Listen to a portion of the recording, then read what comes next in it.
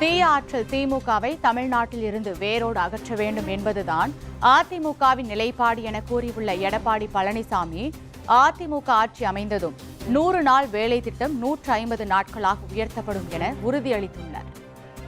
வெறும் 5% அறிவிப்புகள் தான் தேர்தல் அறிக்கையில் திராவிட முன்னேற்ற கழகம் குறிப்பிட்டதை நிறைவேற்றிருக்கிறாங்க. தேர்தல் நேரத்தில் கொடுக்கப்பட்ட வாக்குறுதி 195% நிறைவேற்றப்பட்ட கட்சி அதிமுக கட்சி.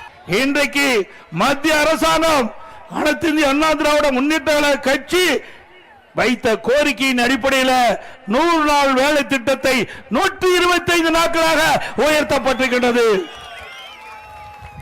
ஆக திராவிட முன்னேற்ற கழகம் கொடுக்கப்பட்ட வாக்குறுதியை நிறைவேற்றவில்லை.